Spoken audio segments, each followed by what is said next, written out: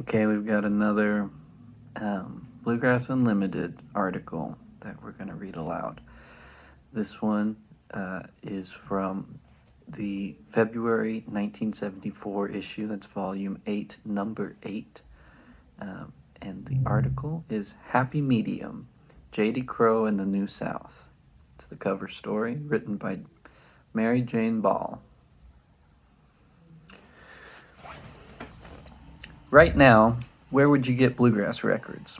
Would you buy them in a rock store, or would you buy them in a country music store? Asks Tony Rice of J.D. Crowe and the New South. Both. Right, he continues. You just don't find bluegrass music stores. Bluegrass has either got to go country or get into rock because it doesn't seem like it's going anywhere on its own. It just doesn't seem to have enough push. Whether this prediction is right or wrong remains for history to determine, and for traditionalists and for progressives to argue heatedly over in the meantime. But while the debate is raging, J.D. Crowe and his group are getting behind the bluegrass wagon and trying to give it the push they think it needs in their own unique way. Their resulting method of presenting bluegrass contrasted with the traditional approach might be described by drawing an analogy. Whether one serves consommé with sherry and lemon added or ladles the broth straight from the pot, the basic ingredients remain the same. What a dated reference. This is from 1980. The appeal to the palate, however, depends on the taste of the guests. J.D. and his group spice up their bluegrass with a thin slice of electricity and a shot of drums. Those purists accustomed to the unadulterated, old-timey sound may reject the tainted product in favor of the original recipe. But those liberals already accustomed to drums and electricity and other forms of music may like bluegrass better at first taste if it's delicately flavored with these ingredients. Really interesting cooking metaphor drawn out there. This is the principle from which J.D. Crowe and the New South, in catering to audiences with a variety of backgrounds, have developed their sound. In more than a score of years since J.D. started playing the banjo, he has witnessed the onslaught of rock and has seen country music take the nation by a similar storm. Both these forms of music are much louder than the soft, clear, acoustical bluegrass. The fact that these have become more popular than bluegrass makes one wonder why. Doctors and scientists have noted that we are a society growing gradually deafer thanks to the increasing noise level of our everyday urban environments. Perhaps, therefore, it takes greater decibel levels to stir people's moods, emotions, and response centers than unamplified bluegrass can offer to the masses. Whatever the reason for the success of rock and country music, J.D. has made an effort to pull enthusiasts from these arenas into the bluegrass realm by luring them with elements common to the two winners. From both fields, therefore, the New South has borrowed electrification.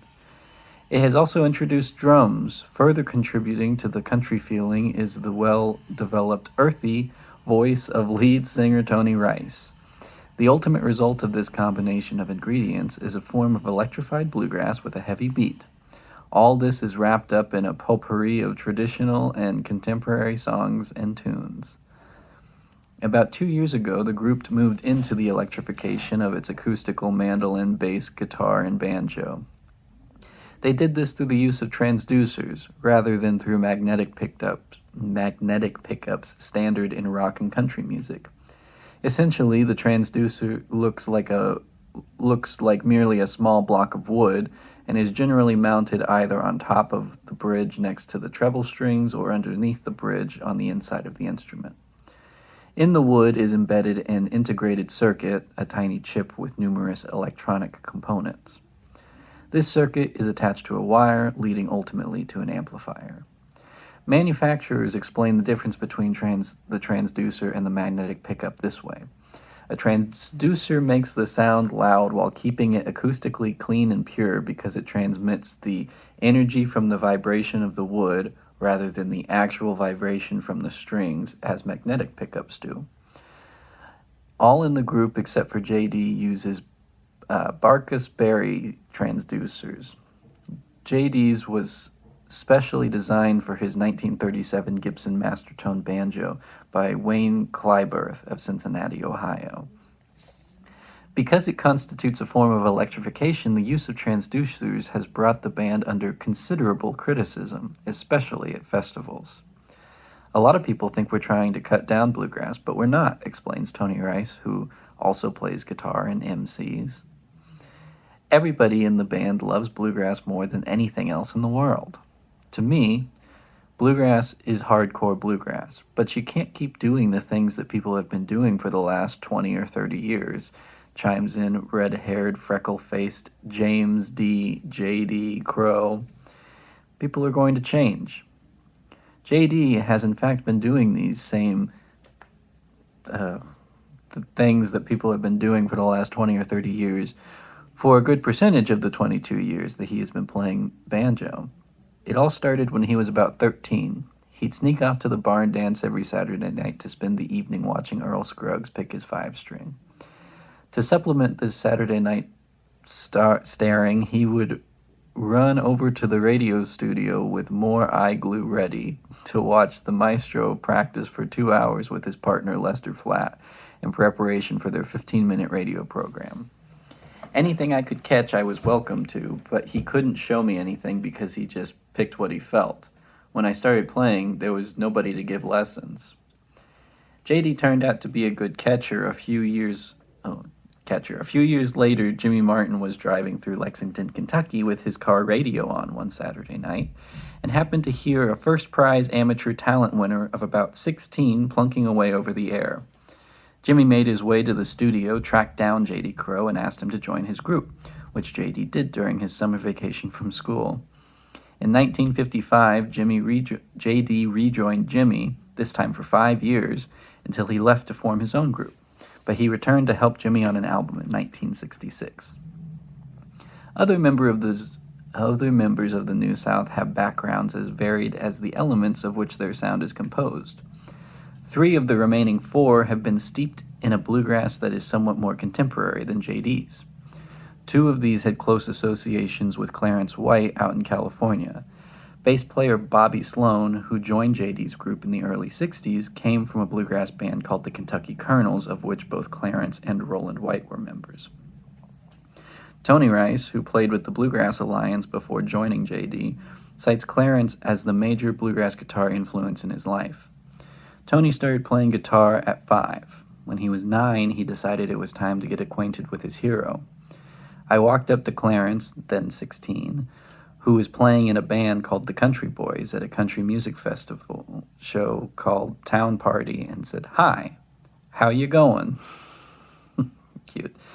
Clarence taught me a little lead work, and from that point on, I was always in a race with Clarence.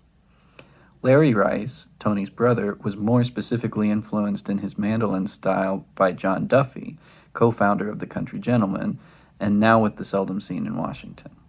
I liked his style. It was jazzy rather than sticking to the tune.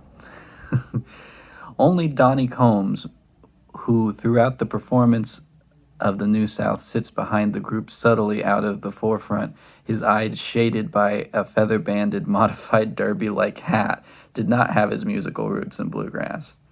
Rather, his background is in rock and country music. He is the group's second drummer, having joined a couple of years ago. He got into the business when his parents bought him a set of drums about 10 years ago to help him vent his frustrations. I was an aggressive kid. Glancing over the backgrounds of the personnel in the New South makes one wonder why a group with influence as traditional as those acting on J.D. Crowe, and to a lesser extent on some of his musicians, would move away from the original sound in the first place. Specifically, J.D. brought drums into his band to create it's a French word, something, fool the ear effect. I like a big band sound. I don't like to hear just 2 or 3 people, so I added drums to give our small bluegrass group a big bluegrass sound. But the drums also reflect J.D.'s philosophy of entertaining. You have to bring out what you're doing. For this reason, the basic bluegrass instruments played minimally while the 3 singers, Tony and Larry and J.D., are creating harmony. Instead, the bass speaks for the stringed instruments for the most part, and the drums fill in on the beat and add variety. The process reverses itself somewhat during the instrumental breaks as the mandolin, banjo, and guitar move front and center to take the limelight. Electrification was added on one hand for purely practical reasons. The group plays frequently at clubs during the winter. Any group that has ever played in a small club with people jabbering at the tables right in front of them at a slightly above the surrounding uproar, at a level slightly above the surrounding uproar, knows that at times it's hard to hear one's own music, not to mention that of others in the band. Putting the speakers behind you so you can hear yourself through the sound system encourages feedback. With transducers, JD's group can put the monitor behind the performer so they can hear the music from their instrument, yet there is no feedback. But an added benefit to this subtle electrification is the economic consequences. Tony Rice describes the situation this way. As long as JD has played a 5-string banjo and tried to do it for a living and nearly starved... As long as JD has played a 5-string banjo and tried to do it for a living, nearly starved. It's much easier to take electrified instruments and get to the general public and feed your mouth than it is to play straight bluegrass instruments and go hungry. JD continues the thought. I love Bill Monroe, Ralph Stanley, and Don Reno. I think the world of them. I love their music. But I can't make a living doing what they do, and I shouldn't be condemned for it. JD's group has instituted some unconventional changes in its bluegrass for economic and practical as well as personal reasons, and has come under heavy criticism for it, even to the point of being scratched off the invitation lists of some festivals that they used to play at. Nevertheless, any group that can sell bluegrass to the masses ultimately brings in business for the traditionalists as well as giving the whole bluegrass movement a little push. For a certain percentage of the catchers-on are bound to get really hooked on the sound, and in the process of snatching up records and seeking out performers, to follow it all the way back to its traditional origins. Amid all the criticism, however, one wonders ultimately not why JD has brought traces of rock and country music into his sound, but rather why he continues to stay in bluegrass. The answer is simple. He and the New South love the music and want it to become known as a form of music in its own right. But Tony Rice has an additional whimsical reason that perhaps answers this question as well as any could. If you go rock, you have to let your hair grow down to the floor, and if you go country, you have to cut it all off. Right now, we like our hair just about happy medium. Very cute. That's where the title comes from, happy medium. Very cute, very interesting. I was struck by this paragraph trying to convince people that like this modern sound is going to bring more traditionalists or more people, these progressive people, into the music, and then they'll find the traditional stuff, which is the same argument that people give for bands like Yonder Mountain or Billy Strings, and a lot of times they're talking about people like J.D. Crowe or Tony Rice. And also, all the stuff about the electricity and drums is interesting because this is in the 80s, which is well after, like, the Osborne Brothers. Oh, no, excuse me, this is 1974. Okay, so, I mean, the Osborne Brothers had drums, had electric stuff. Like, it wasn't like this wasn't happening. It was, I don't know, but that's just the thing. People have been complaining forever.